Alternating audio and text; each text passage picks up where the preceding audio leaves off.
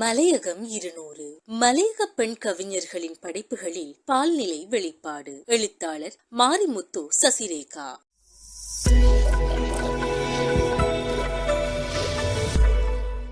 பிரித்தானியரின் ஆட்சி காலத்தில் பெருந்தோட்ட பயிற்சிகைக்காக அழைத்து வரப்பட்ட மக்கள் கூட்டத்தினரோடு மத சமூகம் தோற்றம் பெறலாயிற்று என்பது யாவும் அறிந்த உண்மை. அவர்களால் உருவாக்கப்பட்ட சமூக பண்பாட்டு தளத்திற்கு 200 ஆண்டு கால வரலாறு உண்டு. வலியுடன் காலூன்றி வாழும் மக்களிடம் ஒரு குறிப்பிட்ட காலகட்டத்தின் பின்னர் இலக்கிய முயற்சிக்கான அடித்தளம் மெதுமெதுவாக துளிர்விடத் தொடங்கியது.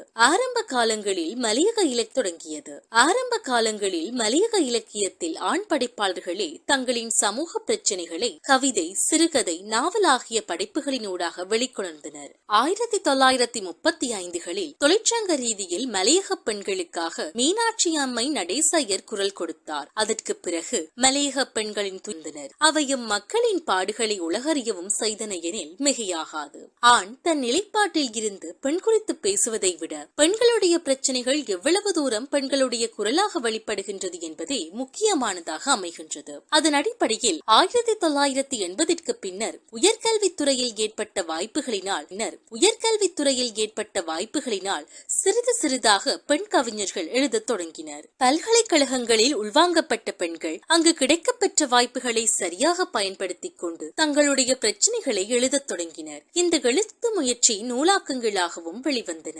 இருப்பினும் இப்படைப்புகள் தொடர்ச்சியாக வெளிவந்தன என்றது. அவ்வாறு எழுதப்பட்ட கவிதைகளில் மலையக வாழ்வியல் அம்சங்கள் மற்றும் பால்நிலை கருத்தியலை உள்ளடக்கிய ஒரு சமூக இயக்கத்தில் பெண்கள் எவ்வாறு செயற்படுகின்றனர், குறிப்பாக பெண்களின் சமூக பிரச்சனைகள் எவ்வளவு தூரம் வெளிவந்துள்ளன, அவற்றின் பால்நிலை வெளிப்பாடுகள் யாவை என்பவற்றை விளக்குவதாக இக்கட்டுரை அமைகின்றது. 1935களில் தொழிற்சங்க ரீதியில் மலையக பெண்களுக்காக குரல் கொடுத்தவர் மீனாட்சி அம்மை ஆவார். அவரின் குரல் வழி மலையக நிலத்தில் இரவும் பகலும் பாடுபட்ட பெண்களின் துயர் சூழ்ந்த வாழ்வும் சமூக சார் பிரச்சனைகளும் வெளிவரத் தொடங்கின.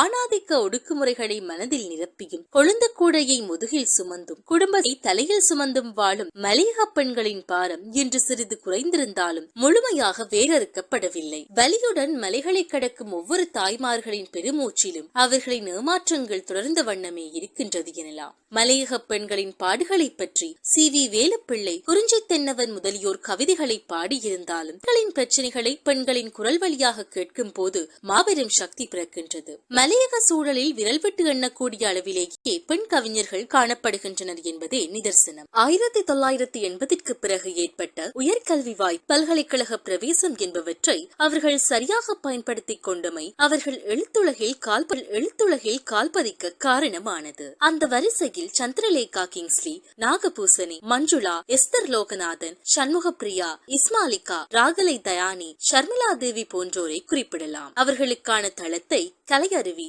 தேட்டம், வடம், புதிய பூமி, தாயகம், லயம், அகல், சக்தி, காட்புள்ளி, மிக முக்கியமாக 2007ஆம் ஆண்டு ஊடறு வெளியீடாக மலையக பெண் கவிஞர்களின் படைப்புகள் இசை பிழியப்பட்ட வீணை எனும் தலைப்பில் பிரசுரிக்கப்பட்டமை மலையக பெண் கவிஞர்களை உலகிற்கு வெளிக்காட்டியது எனலாம். இக்கவிதைகளில் பெண்களுடைய பிரச்சனைகள் எவ்வளவு தூரம் அவர்களுடைய குரலாக வெளிக்காட்டப்படுகிறது என்பதே முக்கியமானதாகும். கவிதைகளில் பெண் குறித்த பால்நிலை வேறுபாடுகள் கீழ்வரும் தலைப்புகளின் கீழ் ஆராயப்படுகின்றது. வேலைத்தளமும் பெண்களும். எமது நாட்டின் பொருளாதாரத்தில் மலையக பெண்களின் உழைப்பு முதுகெலும்பை போன்றது. அந்நிய செலாவணியை ஈட்டிக் கொடுக்கும் மலையக பெண்கள் பித்தெடுக்கும் தேயிலை கொழுந்துக்கு அதிக கேள்வி நிலவுவது சர்வதேச மதிப்பெண் தன் வாழ்நாளில் பெரும் பங்கை தேயிலை மலையிலேயே கழிக்கின்றாள். தோட்டத்தில் கான் வெட்டுதல், உரம் போடுதல், மருந்து தெளித்தல், கன்று நடல் போன்றவற்றோடு ஆணின் உழைப்பு வரையறுக்கப்பட்டு விடுகின்றது. மாறாக பெண்ணின் பாடு ஒவ்வொரு நாளும் 8 மணித்தியாலத்திற்கும் மேலாக நீள்கின்றது. 18 கிலோ எடுத்தால் அன்றைய நாளுக்கான கூலி துண்டில் 18 கிலோ எடுத்தால் அன்றைய நாளுக்கான கூலி துண்டில் பதியப்படும். இதற்காக அவள் கடும் பிரயத்தனங்களை கடக்க வேண்டும்.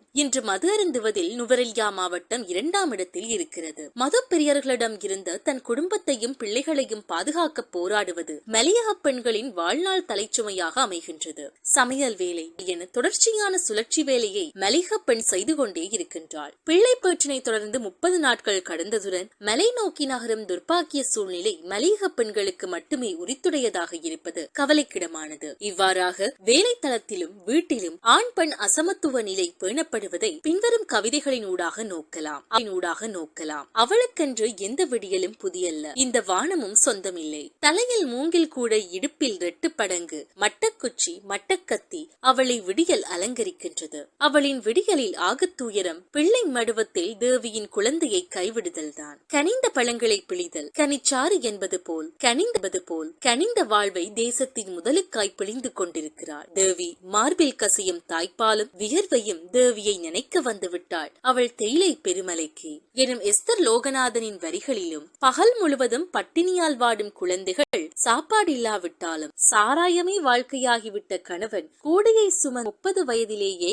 50 வயது தோற்றம். மொத்தத்தில் முட்களே ஆடைகள், சோகமே அவள் சுவாசம், வேதனையே அவள் உலகம். இவள் தேயிலை தோட்ட தொழிலாளி பெண் எனும் பரமேஸ்வரியின் வரிகளிலும் மலையக பெண்களின் நிலை வெளிப்படுகின்றது. இவ்வாறாக இரத்தத்தையும் சதையையும் தனது நிலத்திற்காகவும் தன் குடும்பத்திற்காகவும் செலவிடும் பெண்களுக்கு கிடைப்பது என்ன என்பது கேள்விக்குறியாகவே உள்ளது. ஆண்களை காட்டிலும் பெண்கள் உடல் பலம் குறைந்தவர்கள் என கூறப்பட்டாலும் பெண்களின் உழைப்பு இக்கூற்றை தகர்த்து எறிவதாகவே உள்ளது. தொடர்ச்சியான வேலை உடல் ரீதியான உபாதைகளை ஏற்படுத்தி அவர்களின் ஆயுளை குறைக்கின்றது. இன்னும் கூட தூரமலை பகுதிகளில் வேலைக்கு செல்லும் போது அங்கே சிறுநீர் மலசல கூட வசதியின்மை, குளவி கொட்டுதல், சிறுத்தை புலிகளின் தாக்குதல் என்பவற்றால் பெண்கள் வேலை தளங்களில் பாதிக்கப்படும் நிலை காணப்படுகின்றது. மேலும் மத்திய கிழக்கு நாடுகளுக்கு பணிப்பெண்ணாக செல்லும் மலையக பெண்கள் அங்கு பல கொடுமைகளை அனுபவிக்கின்றனர். தீக்காயங்களுடனும் தலையில் ஆணி அடிக்கப்பட்டும் சில நேரங்களில் பிரேதமாகவும் வரும் சம்பவங்களை பத்திரிகைகள் வாயிலாக அறிந்துள்ளோம். சிறு குழந்தைகளை கணவனின் பொறுப்பில் விட்டுவிட்டு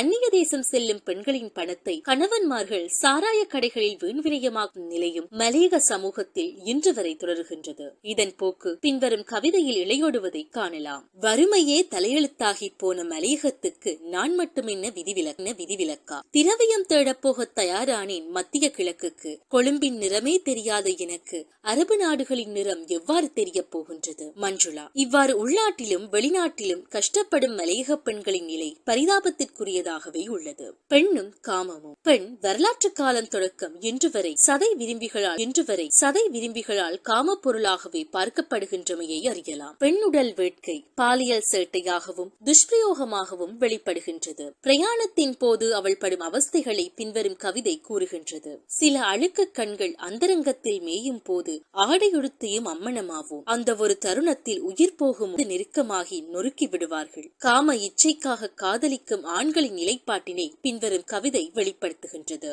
பாவம், அவள் பருவமடைய முன் படுக்கை வரியர்களுக்கு இணையானவள். தொட்டில் தாண்டி 10 ஆண்டில் கட்டிலில் கற்பை இழந்தவள். காம கபடியில் உடலிழந்த இவளின் கற்பை தேடி அழைக்கிறாயா? காதல் கொண்டவன் நீ, காமம் தேடியவன் நீ, கன்னி பரிசோதனை செய்து கலட்டி விட்டவன் நீ. 5 நிமிட இன்பத்தில் அவள் இதயத்தை அறிந்து விட்டாய். மோகத்தால் மோகம் ஒன்றே காதலானால் இதயத்தை ஏன் கேட்டாய்? ராகலை தயானி. காதல் என்ற போர்வையில் பெண்கள் காலம் காலமாக ஏமாற்றமடைந்த வண்ணமே இருக்கின்றனர். இதனால் கல்வியை கைவிட்டு சிறு வயதிலேயே திருமண பந்தத்திற்குள் தள்ளப்படுகின்றனர். அத்துடன் அம்மாவின் கணவர் எனும் தலைப்பில் கலையரசி எழுதிய கவிதையில் அம்மாவை 2ஆம் திருமணம் செய்து கொள்ளும் ஒரு ஆண் அவர் மனைவியின் பிள்ளைகளை வேற்றார் பிள்ளைகளைப் போல் நினைத்து காம பார்வையில் பிள்ளைகளை அணுகும் வக்ர எண்ணங்களை பின்வருமாறு கூறுகின்றார். விடுமுறையில்லா பசி தெரியாத அவனுக்கு கிளிசலின் வழி தெரியும் சதை பிண்டம். என் கதறிய நாவும் சிதறிய வார்த்தைகளும் கலங்கிய கண்களும் நொறுங்கிய இதயமும்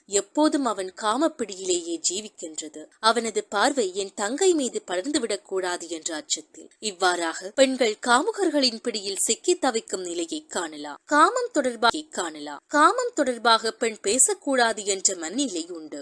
ஆனால் இன்றைய காலகட்டத்தில் காமம் தொடர்பாகவும் தவறான காம பார்வையில் இருந்து தன்னை எப்படி பாதுகாத்துக் கொள்வதென்ற விடயத்தில் பெண்கள் தெளிவாக இருப்பது அவசியமானதாகும். இன்று ஒவ்வொரு பெற்றோரும் தம் பிள்ளைகளுக்கு நல்ல தொடுகை பற்றியும் தீய தொடுகை பற்றியும் சொல்லிக் கொடுத்து வளர்க்கும் பார்வையில் அரசியல். காலங்காலமாக தேர்தல் காலங்களில் மட்டும் வெளிநடப்பு செய்யும் அரசியல்வாதிகளின் கபடத்தனங்களை சொல்லும் கவிதைகளையும் மலையக பெண்கள் பாடியுள்ளனர். அரசியல் பழகு என்பதை எல்லா பெண்களுக்கும் கட்டாயமாக்க வேண்டிய தேவை உள்ளது.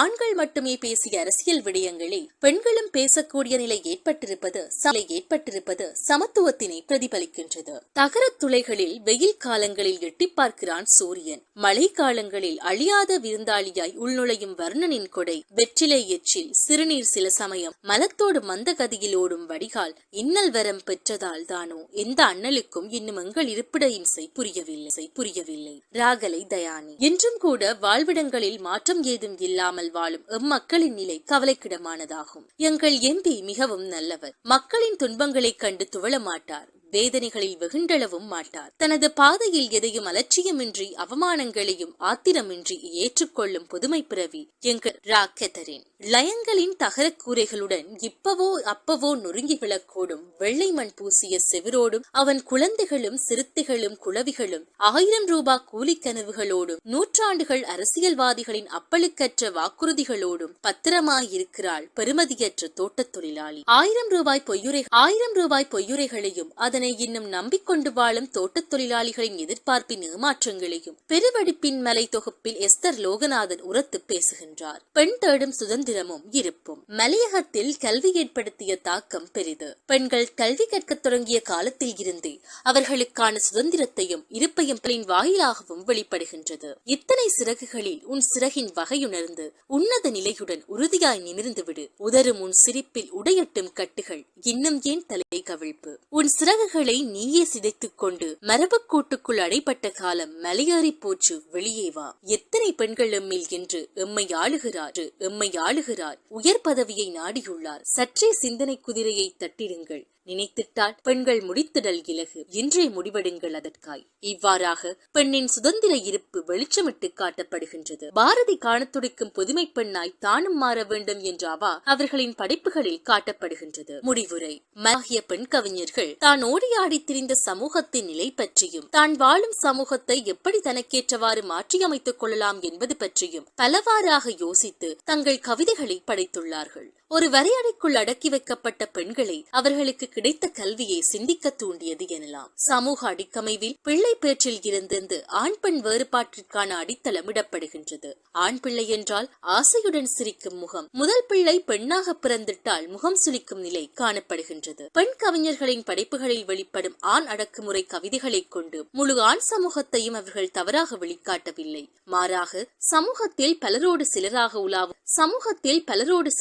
உலாவும் ஆணாதிக்கவாதிகளையே அடையாளப்படுத்துகின்றனர். அவர்களிடம் நேரடியாக கூற முடியாததை மறைமுகமாக கூற முற்படும் போது அங்கே ஏதோ ஒரு மாற்றம் ஏற்படும் என்ற நம்பிக்கையிலேயே இவர்களின் கவிதை எழுதப்படுகின்றது. பெண் சுதந்திரத்திற்கும் அவர்களின் இருப்பிற்கும் ஆண் தலைமைகளும் கைகோர்ப்பதால் மட்டுமே சமூக மாற்றத்தை கொள்ள வேண்டும். குறிப்பாக மலையக இலக்கிய தளத்தில் ஆண் கவிஞர்கள் காமம், அரசியல் குறித்து பேசும் போது ஏற்றுக்கொள்ளும் வாசக வட்டங்கள், ஒரு பெண் படைப்பாளி இவற்றை எழுதும் போது ஏளன பார்வையில் பார்க்கும் நிலை மாற்றப்பட வேண்டும். தன் உடல் சார்ந்த விடயங்கள் மற்றும் உணர்ச்சிகளை வெளியில் பகிர படைப்புகளில் வாய்ப்பளிக்கப்பட வேண்டும். காரசாரமான விமர்சனங்களை அள்ளிக்கொண்டு